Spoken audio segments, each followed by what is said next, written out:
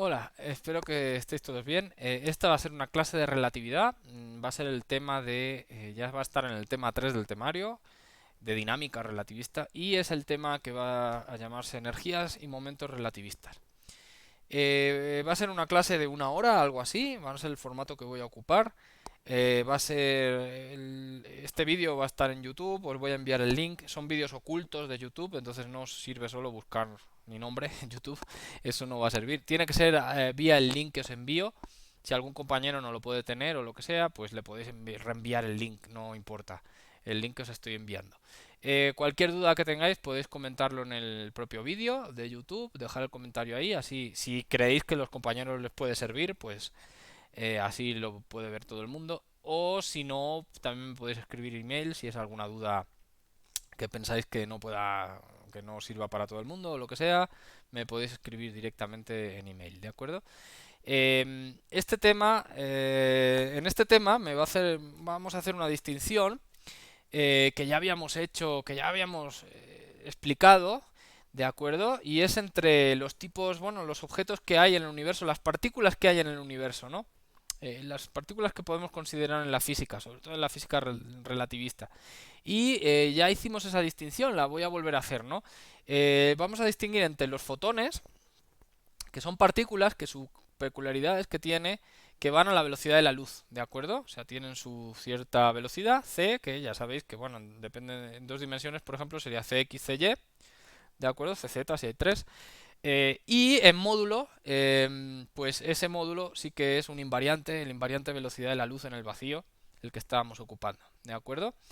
De manera que dos observadores inerciales en configuración estándar, ya sabéis, el S, S', pues no van a estar de acuerdo en Cx ni en Cy, pero sí van a estar de acuerdo en el módulo, porque eso va a ser un invariante, ¿de acuerdo? Eso ya lo habíamos dicho. Entonces, cualquier objeto que viaje a la velocidad de la luz, podemos decir que es luz, podemos llamarle fotón.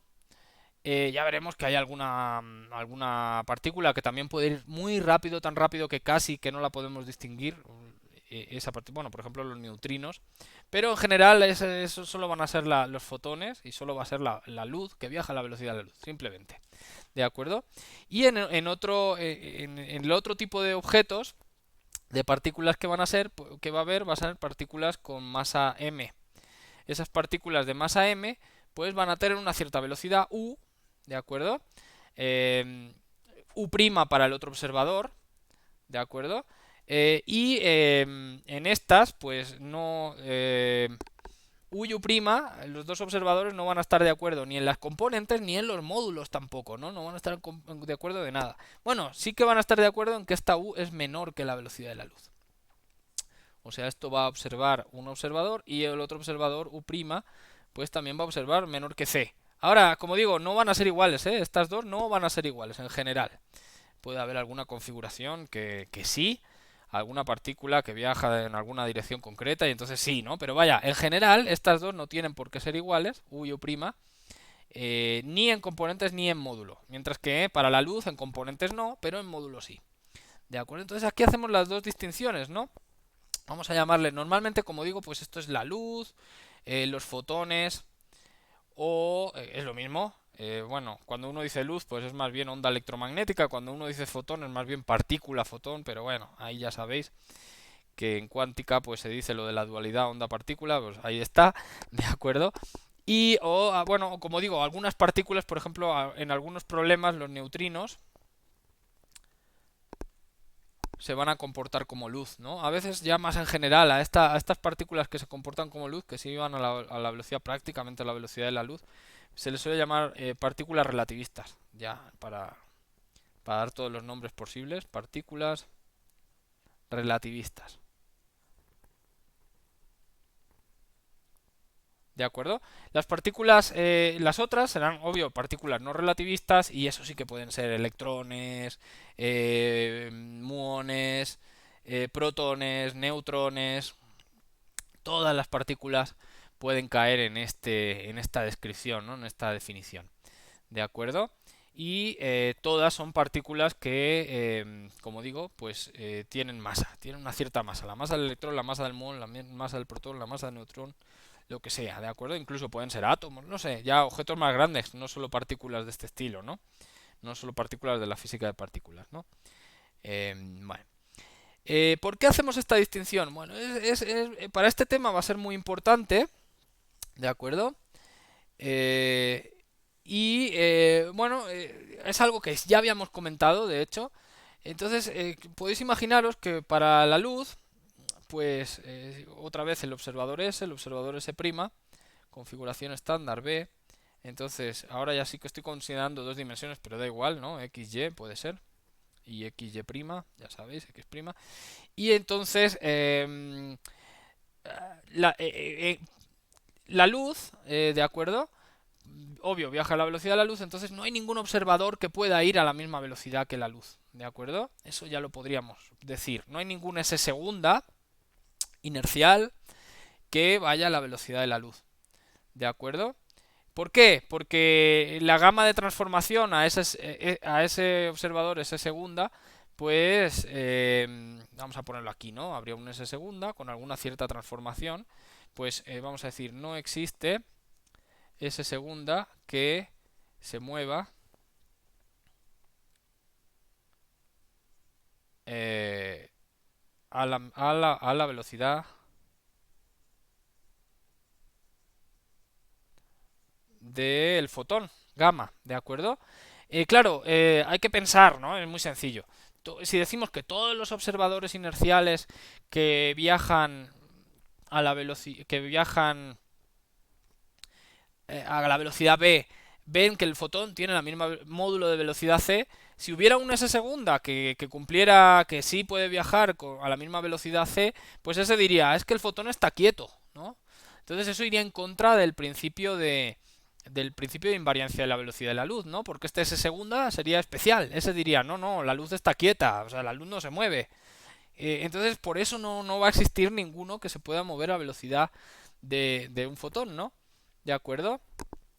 Sin embargo, para una partícula, si cambio el dibujo muy rápido, si yo cambio aquí el dibujo y pongo una partícula que ya tiene una velocidad en módulo, bueno, tiene una cierta velocidad u y esta partícula es de masa m, entonces sí voy a poder encontrar un observador S segunda, claro, que se va a mover a la velocidad S segunda inercial, se mueve con la misma velocidad u, y ese observador dice que la masa m, la masa m está en reposo, ¿de acuerdo? O sea, la distinción que hemos hecho en parte va por esto de aquí, ¿no? Eh, la materia, o la materia no relativista, la materia que tiene masa m, sí hay un observador especial que va con ella y dice, pues este objeto está en reposo. Vaya, pero no es un observador especial, ¿no? Es algo pues, muy natural, ¿no? Es algo... este observador inercial cae dentro de las transformaciones de Lorentz, dentro de la física relativista que estamos viendo, ¿no? Con la luz no pasa eso. No hay ningún observador que diga la luz está quieta, ¿no? Porque al revés, es que hemos basado todas las transformaciones de Lorentz en decir que la luz, para todos los observadores inerciales, pues tienen el mismo módulo de velocidad, ¿no? ¿De acuerdo? Bueno. Vamos a dejar de lado esta distinción, o si queréis voy a hacer un gráfico que luego uno se acuerda, ¿no? O sea, aquí estará la materia del universo, la materia energía del universo, y habrá pues, una barrera, ¿no? Aquí estará la materia relativista, que se mueve a velocidad c, que será pues la luz, vamos a decirlo sencillo, la luz, y pues la materia no relativista. Voy a decir materia, pero tendría que decir materia no relativista. ¿De acuerdo? Entonces, la luz, ¿qué tiene? Pues su módulo vale c, y todos los observadores van a decir que el módulo de la velocidad vale c, y esta va a ser objetos que tienen velocidad u, que es con módulo menor que c, ¿no? Una característica, ¿de acuerdo? Y entonces, para la luz podremos decir, bueno, es que no tiene nada parecido a una masa, ¿no? Claro, si es que son ondas. Entonces, bueno, pero podemos decir, pues la masa del fotón va a ser cero, ¿de acuerdo? Como digo, por ejemplo, los neutrinos tienen una masa tan pequeña que a veces en el laboratorio dice, pues prácticamente la tengo que hacer cero porque no me sirve, ¿no? Para los números que estoy haciendo. Entonces, esos neutrinos caerían en la parte de luz, aunque en realidad no son luz, ¿no? Para la materia no relativista, pues iban a tener una masa distinta de cero, ¿de acuerdo? Entonces, esa es la clasificación que hacemos, ¿no? Vamos a centrarnos en la luz, porque bueno, ya hemos hablado de ella y vamos a hablar de su energía y del momento, ¿no? O sea, vamos a la parte de la luz, ¿de acuerdo? O de los fotones, ¿de acuerdo? Y entonces, para ello ya habíamos dicho, habíamos hablado del efecto Doppler, ¿de acuerdo? Para el efecto Doppler, pues decíamos que, bueno, que la frecuencia observada es, bueno, y aquí voy a poner la fórmula general con el ángulo aquel, si os acordáis, es la frecuencia emitida, y aquí poníamos, a ver si lo digo bien, el factor de abajo si era 1, creo que es más beta por coseno alfa, y en el factor de arriba es el factor gamma, ¿no? Bueno, es gamma cuadrado, de hecho, 1 menos beta. Dejadme, menos beta cuadrado. Dejadme revisar si es esta la expresión. Muy rápido. Lo voy a revisar del libro French, ¿de acuerdo? Em, el efecto Doppler.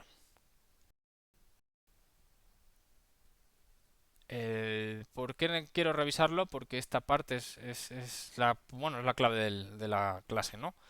Y ahora, lamentablemente, las notas se me quedaron en la facultad, ya no tengo pensado ir, pero bueno, voy a ir ocupando los libros, ¿no? Entonces, ya habíamos visto el efecto Doppler,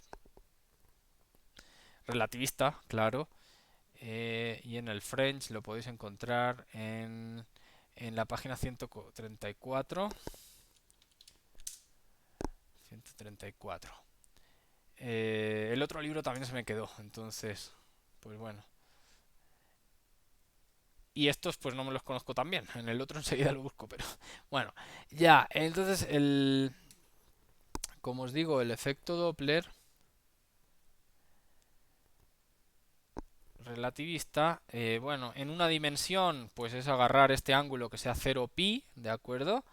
Pero en dos dimensiones pues ya se puede agarrar con un ángulo que tenía que ver con el ángulo. Bueno, como que el emisor, ahora estamos en dos dimensiones, XY, bueno, uno tendría que ser prima, ¿no? Pero este ángulo era el ángulo al eje X, alfa, del emisor, ¿no?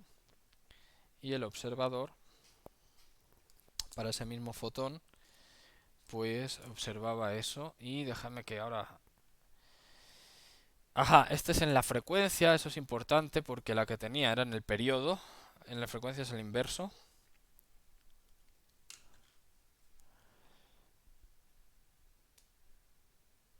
Eh,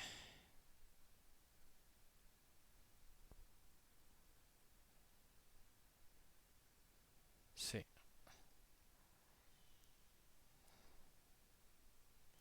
en el periodo, ¿no? Periodo observado, periodo emitido. Eh, ese era el ángulo alfa.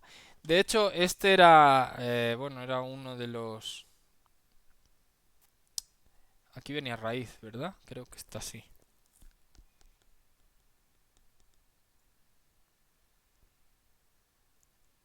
Bueno, otro efecto también para la luz tiene que ver con precisamente este ángulo y es la aberración de ángulos.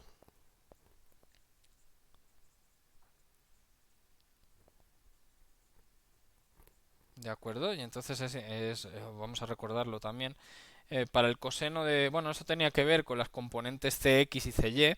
De hecho, para la componente de la luz, pues podríamos decir que esto es módulo y aquí precisamente el coseno de alfa y esto el seno de alfa. ¿De acuerdo?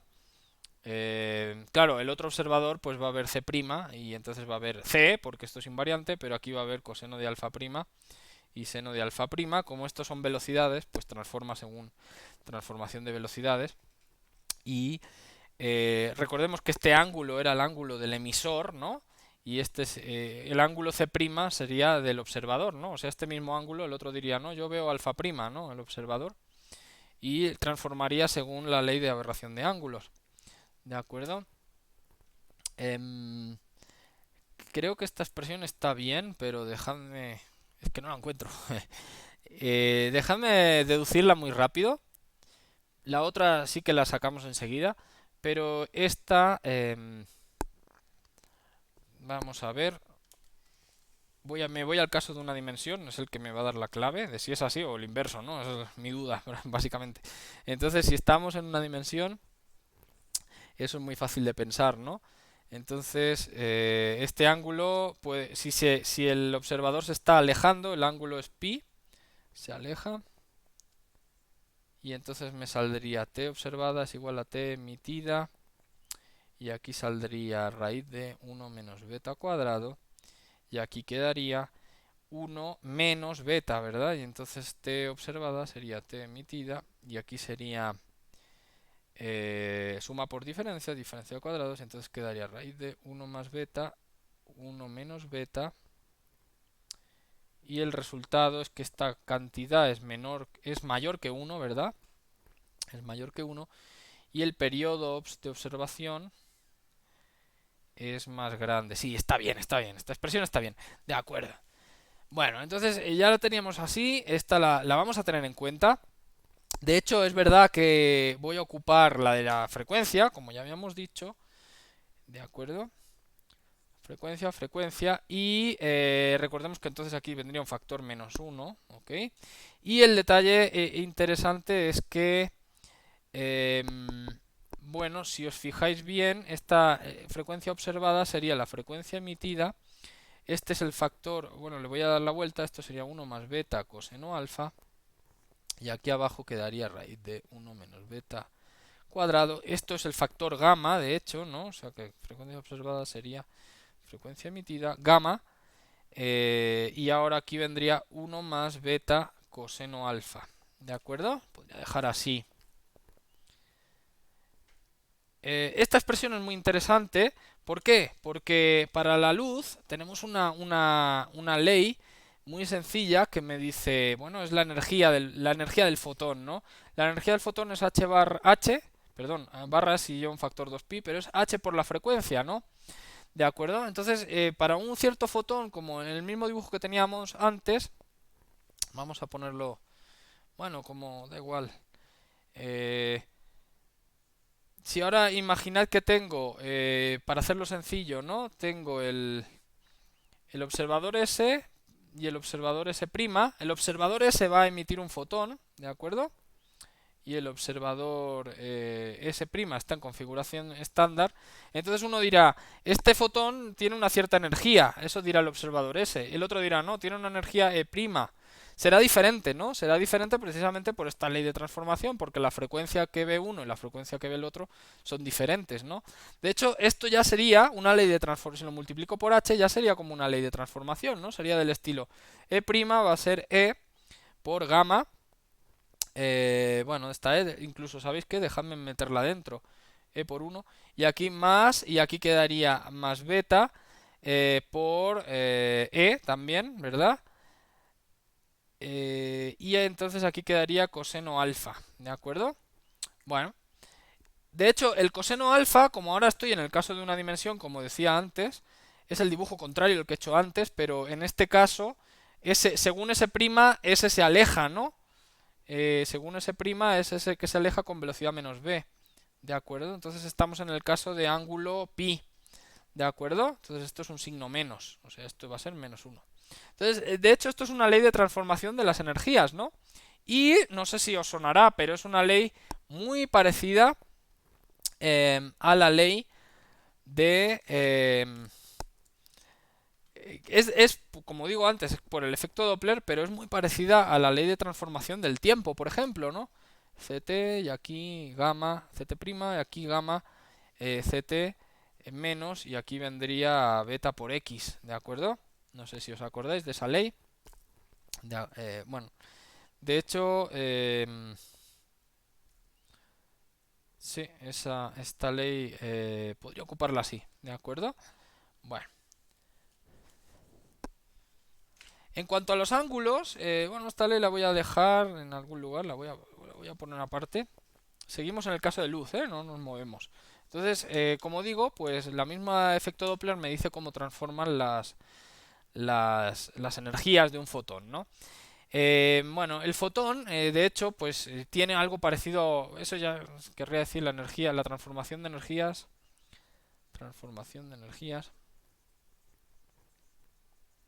de un fotón, pues ya hemos visto cómo es la ley que he puesto antes, ¿no? Sería E' es igual a gamma, E menos, y aquí venía E por beta, ¿de acuerdo? De hecho la E, como digo, la podría sacar, ¿no? Pero me interesa ponerla de este estilo, ¿no? Sin embargo, el fotón también tiene otra cosa que es el momento del fotón, ¿no? Es el momento K, voy a borrar aquí. También va a tener una ley, ya veréis que es interesante, ¿no? O sea, el momento de un fotón, normalmente se le pone la letra K, al final es bastante sencillo, ¿no? Es la energía sobre C por la dirección de propagación, ¿no? Tiene que ver con el vector de Poynting de la onda electromagnética, pero bueno, no voy a entrar en esos detalles, ¿no? Pero ese es el momento de un fotón, ¿de acuerdo? Entonces, en el mismo dibujo que hice antes, ese es el emisor, emite dice, pues sí, emite una cierta energía, pero también dice, pues también tiene un cierto momento, ¿no? Claro, como es en una dimensión, en la dimensión X, pues ese vector K simplemente es del estilo, pues E sobre C, 0, 0, ¿no? Esta es la componente Y y la componente Z, ¿no? Para este fotón. Bueno, entonces, de hecho, este fotón, ¿cómo va a transformar? Bueno, pues E transforma según lo que acabamos de ver, ¿no? O sea, si ahora yo digo, ¿cómo será K'? Pues E transformará según acabamos de ver en E', ¿no? ¿De acuerdo? Y aquí la clave es el vector n. Este n', pues será un vector que transformará, n es la dirección de propagación, y tendrá que ver con la transformación de los ángulos, con las leyes de transformación de aberración de ángulos, ¿no? Que hemos visto antes, o que ya habíamos visto en clase. ¿De acuerdo? De hecho, antes no las puse, pero vamos a ver. De hecho, este vector n, pues digamos, vamos a decirlo así, lo podríamos definir como vector c sobre módulo c. Claro, n' sería vector c' partido por c, porque es invariante, ¿no? Lo que sí, o al final de cuentas, este sería coseno alfa, seno alfa. Si estoy en dos dimensiones, si estoy en tres, pues habría que completar con otros ángulos más, pero vaya. Y en dos dimensiones este también sería coseno de alfa prima, seno de alfa prima. ¿De acuerdo? Entonces, con esta transformación es posible, con la transformación de ángulos que vimos, con la aberración de ángulos, sería posible escribir cómo transforma K en K', ¿no? Y lo haríamos por componentes más bien, ¿no? Sería como decir, bueno, pues Kx prima sería, bueno, pues sería E prima sobre C, y aquí vendría coseno de alfa prima, ¿verdad? Según la ley de aberración de ángulos, esta es muy fácil de transformar, y esto sería E' sobre C, y aquí quedaría coseno alfa menos beta, no sé si os acordáis, esa ley la hicimos, y aquí vendría 1 menos, y aquí sería coseno alfa beta, precisamente, coseno de alfa por beta, ¿de acuerdo? Entonces, al final de cuentas, esta ley, ahora ocuparíamos la definición de prima, que también lleva este factor, si os acordáis, de hecho antes la he puesto. Y entonces al final de cuentas aquí lo que me sale es un factor gamma, y me sale, bueno, pues al final... Ah, este coseno de alfa, pues checad bien porque esto es kx, ¿no? Aquí quedaría el factor gamma que vendría de esta transformación, y vendría kx y menos b, menos beta por e', por e. Bueno, de hecho por e, ¿no? Porque sería en la transformación esta, por e sobre c. Entonces, de hecho aquí tengo otra ley, ¿no? Esta ley de transformación, pues no es nada sorprendente, ¿eh? Pero al final está transformando como el tiempo, ¿no? Digo, como el espacio. Esta de aquí, esta ley es análoga a la ley de transformación x' es igual a gamma x menos beta por ct, ¿de acuerdo? O sea que al final, si os acordáis bien, teníamos la ley de transformación lo podíamos poner en vector y con la matriz de Lorentz aquí. ¿Os acordáis? Aquella matriz de transformación de Lorentz, y aquí el vector ct y x. Pues bueno, no hay que sorprenderse mucho porque ahora tenemos otro objeto que también transforma con esta matriz de transformación, ¿no? Para los fotones, que es bueno, es este objeto, ¿no? Aquí colocaría E, bueno, podría colocar E sobre C y aquí Kx, prima y prima. Y entonces la misma matriz gamma y entonces aquí E sobre C partido por K, X, ¿no? Entonces este objeto pues es un nuevo vector, ¿no? Vector de este espacio de Minkowski, de este espacio bueno, aquí son dos dimensiones, una de tiempo, una de espacio, pero podría hacer en cuatro, ¿no? Con las tres dimensiones de espacio. Y este objeto entonces es el que se va a llamar cuadrimomento. Cuadrimomento, no sé si con guión o de corrido.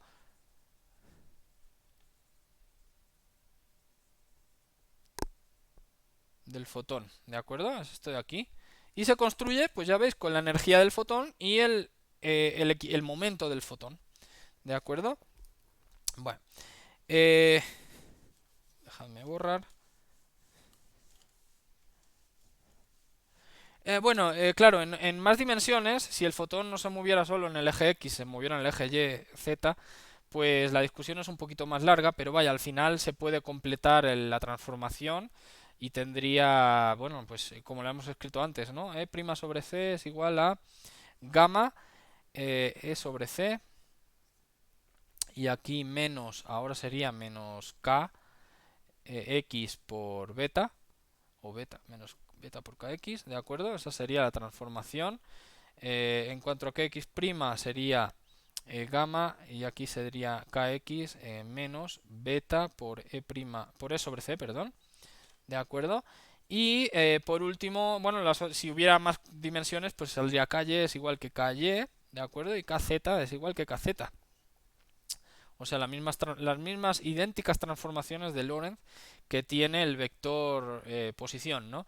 De hecho, a esta componente de aquí, a veces a esta de aquí, pues por notación se le puede llamar K0, ¿no? Igual que no sé si lo habíamos explicado, el CT a veces se le ocupa como notación X0, ¿no? Y el X1 es X, y el X2 es y el X3 es Z, ¿no? Si hace falta. ¿De acuerdo? Pero bueno, eso es por notación covariante, que cuando acabemos este tema yo sí voy a mencionarlo en una clasecita de estas. Pero bueno, o sea, daos cuenta eso, ¿no? Que hay otro objeto más que transforma con las leyes de Lorentz. No solo la posición y el tiempo, ¿de acuerdo? Sino también las energías de un fotón y el momento de un fotón, pues transforman de estas maneras, ¿no? Vale. Entonces, bueno, de hecho, si recordáis, también luego se puede construir un invariante, ¿no? El invariante, en este caso el invariante va a dar cero, es muy fácil de ver, ¿no? Pero acordaos que se podía construir un invariante que era ct cuadrado menos x cuadrado, y esto era el invariante intervalo, ese, cuadrado, ¿de acuerdo? Pues, o no sé si le coloqué un signo menos aquí y uno menos aquí, más, bueno, es lo mismo. Pero este era el invariante intervalo que cualquier observador, dadas como son las transformaciones de Lorentz, pues esto era igual que hacer aquí ct' cuadrado más x' cuadrado, ¿de acuerdo? Pues ahora también hay un invariante, claro, con otro objeto, ¿no? Con otras cantidades. Este invariante no tiene mucho chiste para la luz, ¿de acuerdo? ¿Por qué? Porque simplemente pues pongo aquí E sobre C todo al cuadrado menos K en módulo al cuadrado. Este invariante al final, por la propia definición del módulo de K, esto va a ser cero, ¿de acuerdo? Es un invariante obvio, ¿no? Pero vaya, pues es interesante. O sea, todos los observadores verán diferente energía debido al efecto Doppler, verán diferente momento debido ¿cómo se llama? A la aberración de ángulos, ¿de acuerdo? Pero cuando hagamos esta combinación, para todos los observadores inerciales, E'(c) al cuadrado menos K al cuadrado, todos sumarán cero, ¿de acuerdo? Eso es bastante interesante, ¿no? Entonces, estas son las transformaciones del momento y energía de la luz, ¿de acuerdo? Entonces uno piensa, ¿y la materia qué? La materia también va a tener algo parecido, ¿no? O sea, si las leyes de transformación de las energías del fotón y los momentos están mezcladas, pero siguen la transformación de Lorentz, pues ¿qué va a pasar para la materia? Voy a borrar aquí arriba para ganar espacio. ¿Qué va a pasar para la materia ordinaria? ¿De acuerdo? Para la materia ordinaria, pues también va a haber unas leyes de transformación eh, del mismo estilo, ¿de acuerdo? Pero bueno, para deducirlas debo explicar un poquito algo más. O bueno, ¿sabéis qué? Yo creo que las voy a poner ya y me dejo la deducción para el tema de la física covariante. Si habéis tomado métodos 2, pues seguramente este tema a lo mejor ya os lo he mencionado en esa asignatura. Entonces, bueno, yo creo que me lo voy a pasar, ¿no? Entonces, ¿qué ocurre para la materia no relativista? O simplemente materia para no alargarse. Claro, para la materia no relativista, pues en física clásica, alguien si sabe, es muy fácil decir, en física clásica, vamos a empezar por ahí. Yo tengo una partícula de masa m y tiene una cierta velocidad u, entonces yo sé que su momento va a ser p y va a ser m por u, ¿de acuerdo? Y también voy a saber que su energía es, pues su energía, claro, en esta partícula, vamos a suponer que es una partícula libre, pues su energía es la energía cinética, ¿no? ¿De acuerdo? Que de hecho, pues no es otra cosa que p cuadrado sobre m por u, sobre m 2m, ¿no? ¿De acuerdo? Entonces, en física clásica yo sé quién es la energía de una partícula, es su energía cinética. Y yo sé cuál es el momento de la partícula. Pues es masa por velocidad, ¿de acuerdo? Ahora, en relatividad, estas dos cantidades pues no seguirían las leyes de transformación de relatividad, ¿no? Hay que corregirlas, ¿de acuerdo? Entonces, bueno, eso es la física clásica, está bien, ¿no? Ahora, la versión relativista del momento y de la energía las vamos a hacer ahora, ¿no? Energía y momentos y momento relativistas,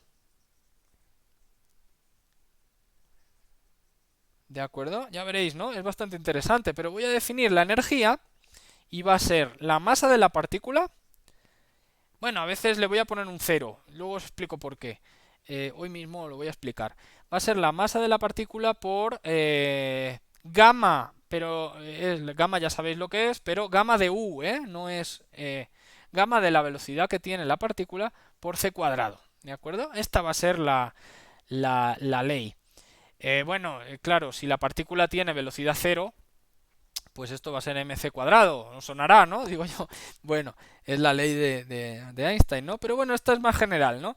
Y en cuanto al momento relativista, pues igual no va a ser la masa en reposo por este mismo factor gamma u, y aquí entonces la velocidad u, ¿de acuerdo? Esta va a ser la versión relativista de la energía y el momento de una partícula, ¿no? Esto es claro, esto es para el observador S, ¿no? O sea, aquí tenemos, pues estamos en el mismo dibujo que antes, tenemos S y S', ahora es una partícula, m, que tiene una cierta velocidad, m, y esta velocidad, pues claro, un observador observa u y otro observador observa u', ¿no?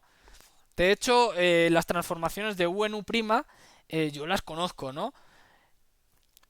Las transformaciones de u en u', pues son las transformaciones de velocidad, ya las hicimos, ¿no? Ux es igual a ux menos b partido por 1 menos ux por b sobre c cuadrado. Aquí tengo uy es igual que, y aquí ponías uy, y aquí poníamos gamma, y este mismo gamma de b, perdón. Cuidado, ahora hay que distinguir, ¿no? Quién es gamma de b y quién es gamma de u, porque aunque es el mismo objeto, esta gamma acaba siendo 1 sobre raíz de 1 menos, bueno, si esta gamma de u de aquí, pues tendría u cuadrado sobre c cuadrado, ¿no? Pero gamma de b es para la transformación de Lorentz, ¿no? 1 menos ux por b sobre c cuadrado, ¿de acuerdo? Y uz sería como esta, ¿no? Entonces, aquí viene el detalle, ¿no?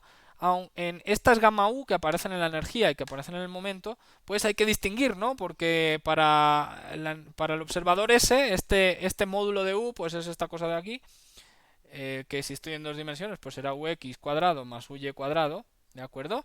Pero para el otro observador será u' cuadrado, y será del estilo ux' cuadrado más uy' cuadrado. ¿De acuerdo? Relacionándose aquí las transformaciones de módulos de velocidad, ¿no? Bueno, aquí falta un cuadrado, ¿verdad? O una raíz en el otro lado, pero bueno. ¿De acuerdo? O sea, para el observador S',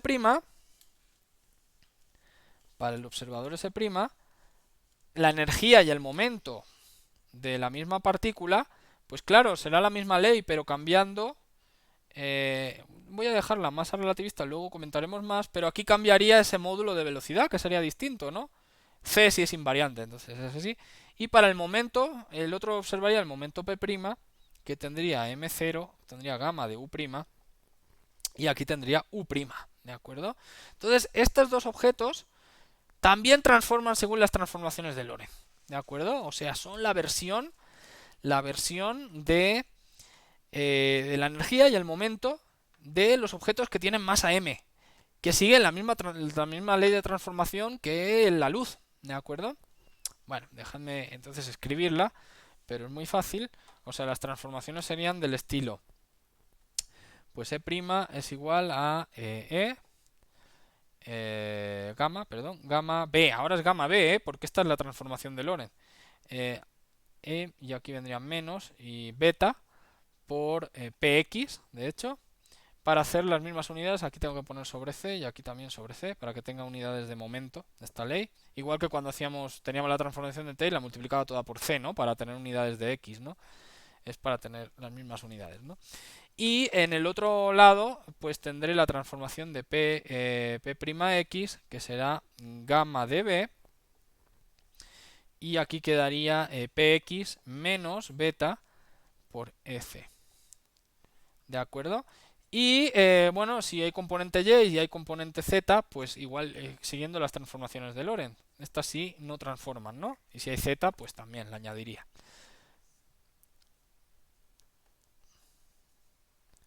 ¿De acuerdo? De esa manera también puedo construir el cuadrimomento para una partícula, ¿no? Solo que la definición es ligeramente diferente, ¿eh? Porque recordad las definiciones que he dado antes, ¿no? De hecho, comprobar estas leyes de transformación es un ejercicio bien interesante. Yo creo que pues, esos ejercicios los puedo dejar en una lista o, bueno, podría tratar de comprobar uno yo y dejar una lista para el próximo día, ¿de acuerdo? Pero esas entonces son en las energías y en los momentos relativistas, ¿no? Y esta es la transformación, ¿no? De hecho, igual que como decía antes con K, ¿no? A veces uno puede crear el cuadrivector, ¿no? El cuadrivector que se le llama P alfa o bueno, como sea, y aquí entonces tienes P0 que acaba siendo E sobre C de la partícula, y aquí tengo entonces Px, Py y Pz, ¿no? Es un cuadrivector. Y ocupar la matriz lambda en las transformaciones, la misma matriz que en el espacio-tiempo, ¿no? Entonces, esa es la energía y el momento en relatividad. La energía y el momento que debemos ocupar para la materia, ¿de acuerdo? Hay un invariante, pues antes hemos dicho que para la luz ese invariante era cero, no tenía mucho chiste, pero hay un invariante para la materia no relativista que sí vale la pena ocupar, ¿no? Que va a ser que, recordemos, bueno, se construye muy fácil, ¿no? Es E sobre C, de hecho la fórmula es la misma, ¿no? Menos, o no sé si va el menos aquí, ahora checamos, ¿eh? Voy a hacerlo así y luego checo el signo. Y aquí a ocupar el módulo de P al cuadrado, ¿de acuerdo? Este invariante, como digo, pues al ser invariante en cualquier observador, ahora le cambio al prima y claro, la energía que tiene que ver con la energía cinética cambia. Y el momento, pues claro que cambia también. Pero esta combinación no cambia, ¿de acuerdo? De hecho, si escribimos, es muy fácil de deducir con las definiciones que hemos hecho antes. Este es M0 por gamma cuadrado por C cuadrado, aquí sobre C, ¿de acuerdo? No, el cuadrado viene aquí fuera, es cierto. Y la definición de P, en la definición de P que habíamos hecho, que es M por M0 por gamma de U, cuidado, gamma de U, es que eso sí que hay que distinguirlo ahora, porque gamma de B se refiere a las transformaciones de Lorentz, pasar de un sistema a otro, y gamma de U se define para la energía que ve el sistema S de una partícula que tiene velocidad u, ¿no? Entonces, cuidado, ¿eh? Ahora, a partir de ahora, si en algún momento me olvido, pues tratad de rastrear a ver qué estoy diciendo y si no, pues me dejáis un mensaje y yo con gusto os respondo, ¿no? Si me construyo este objeto, pues daos cuenta que puedo sacar factor común a m, ¿de acuerdo? Cuadrado, porque está el cuadrado en los dos lados. De hecho, aquí esta c con esta c cancela, entonces aquí gamma cuadrado también la podría sacar factor común, ¿no? Gamma de u cuadrado. Y en este lado quedaría c cuadrado, porque aquí era cuadrado entre 1, pero otro cuadrado, entonces queda c cuadrado, menos u, claro, u cuadrado significa módulo de u al cuadrado, ¿no? De hecho aquí tenía el módulo y aquí no lo puse, pero vaya, esto sí que sería módulo, ¿no? Vamos a ponerlo así. ¿De acuerdo? Entonces este es el objeto que queda.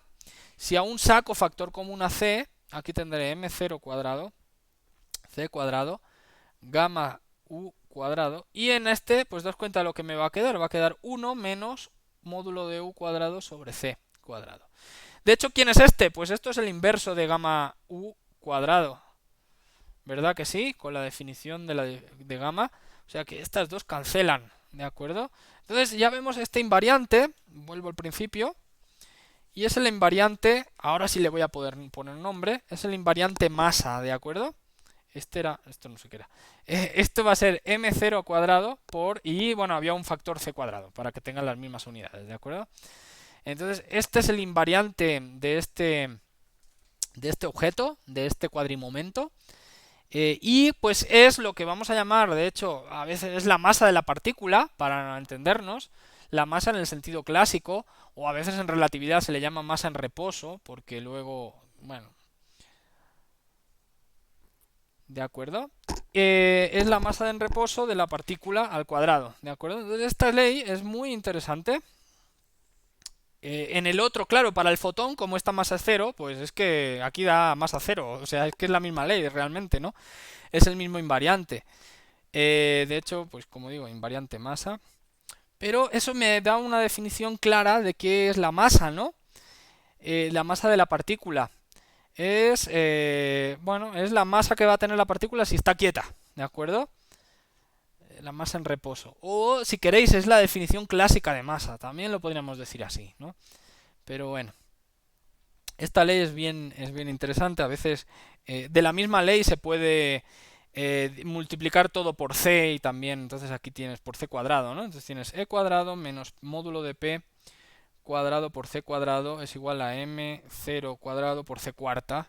Pero es la misma ley, ya veis, no cambia. O a veces se pasa esta para el otro lado y dice la energía de la partícula. Bueno, eso voy a comentar, ¿no? Va a ser m0 cuadrado por c cuarta más, ahora si paso esta con signo menos, más módulo de p cuadrado por c cuadrada, ¿de acuerdo? Entonces la energía relativista es este objeto. Si queréis le tomo raíz, entonces de hecho no tiene sentido el signo negativo, así que le tomo raíz positiva.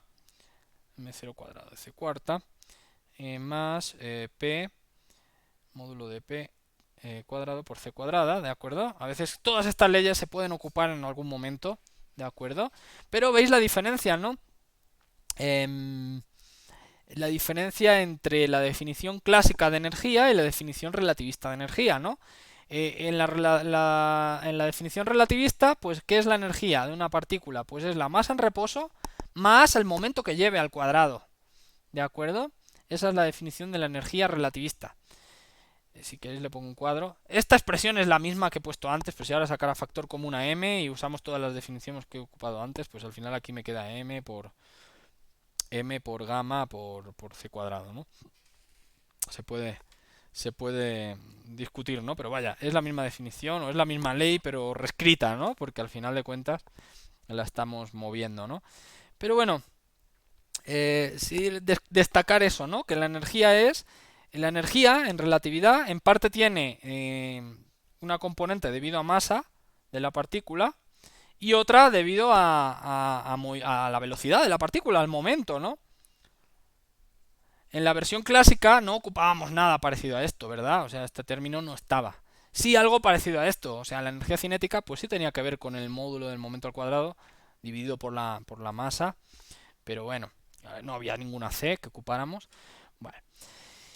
Una cosa interesante para estas partículas Y no, con eso yo creo que voy a acabar. Es lo que se llama el límite clásico.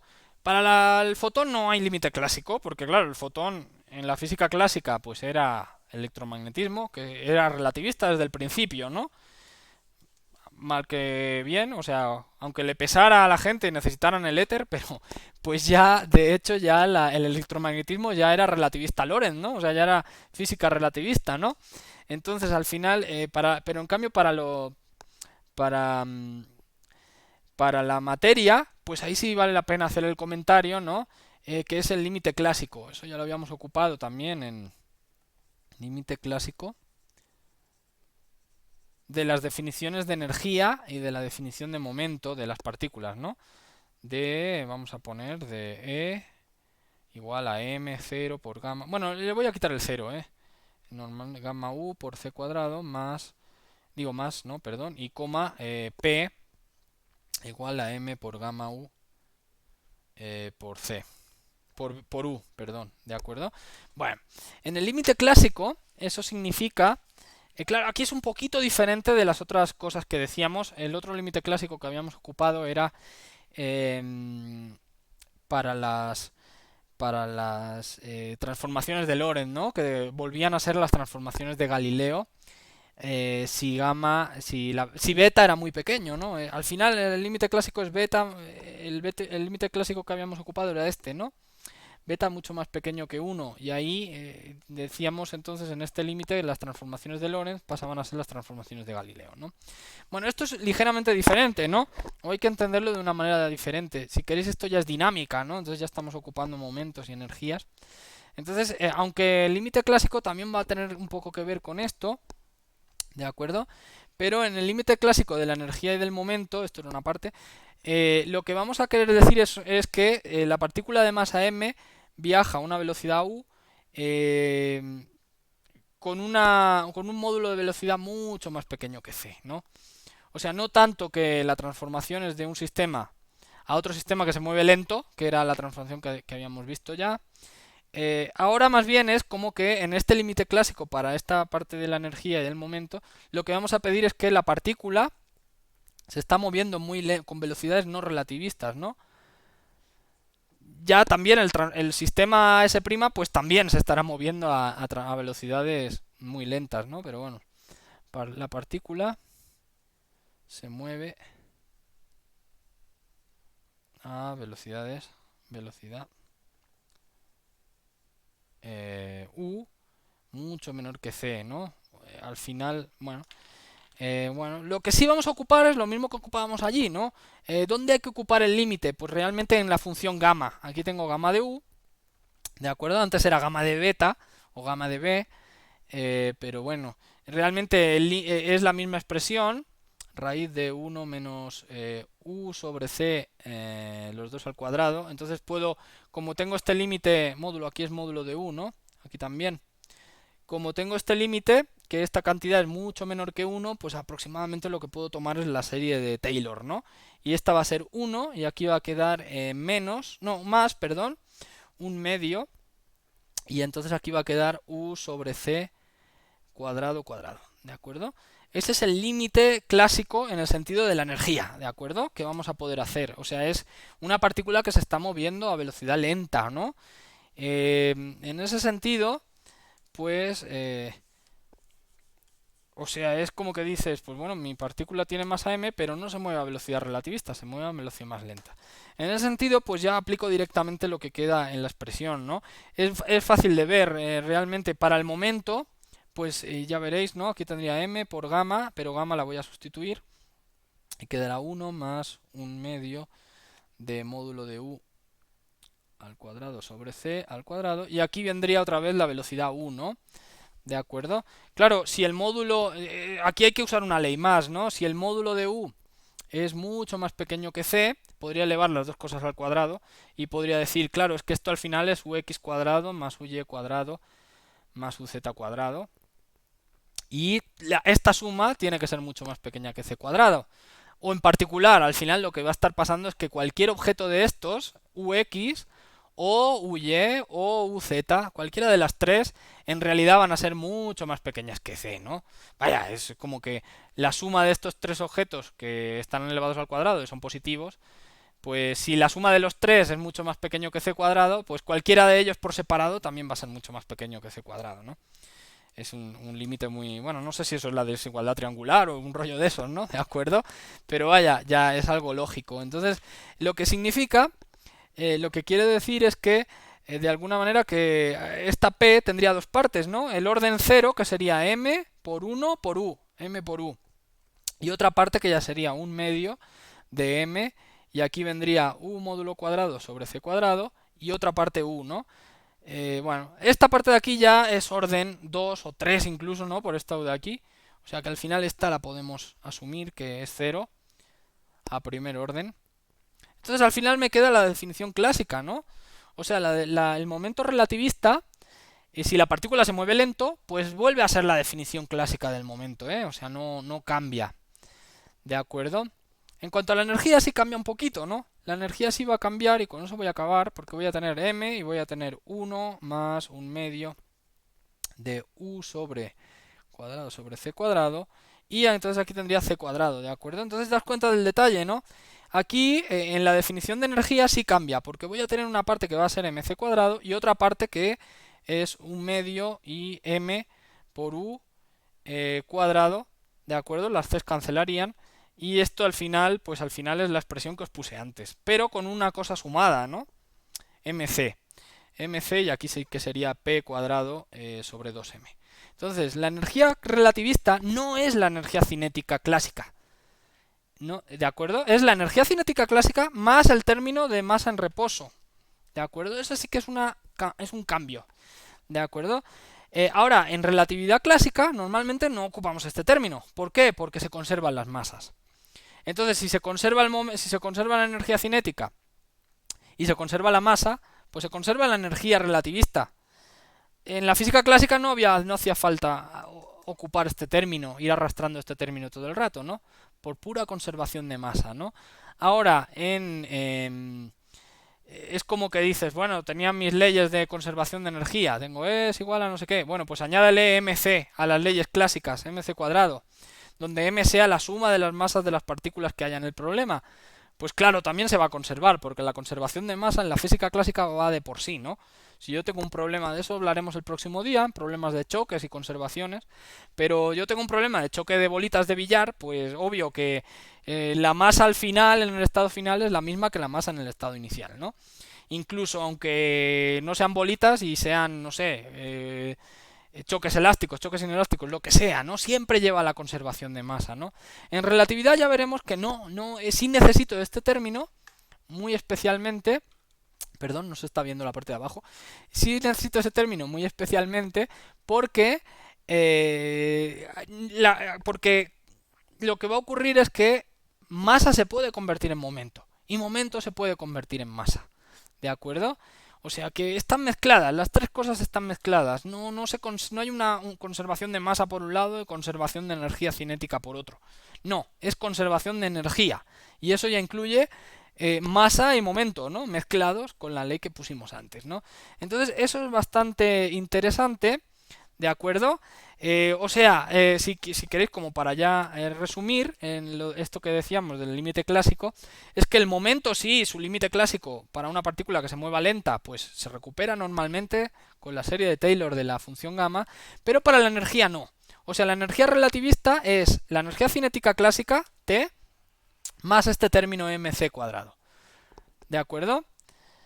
Eso sería como el resumen que podríamos hacer, ¿no? Y entonces, y que esos objetos también transforman con las transformaciones de Lorentz. Yo creo que para la próxima semana voy a dejar otra clase de este tamaño, más o menos de una horita, que va a hablar de conservaciones, ¿de acuerdo? También voy a buscar una lista de ejercicios para que podáis hacer alguna lectura, a lo mejor, de algún libro donde se explique este tema, pero yo creo que para la semana que viene ya lo vamos a hacer, ¿de acuerdo? Como os decía antes, pues espero que no se haya hecho muy aburrido, Pero bueno, podéis parar el vídeo, iros a descansar y regresar y ver el vídeo en varias partes, ¿eh? No pasa nada. Si tenéis alguna duda, pues lo que os he dicho antes, ¿de acuerdo? Bueno, pues espero que estéis bien, otra vez. Hasta el próximo vídeo.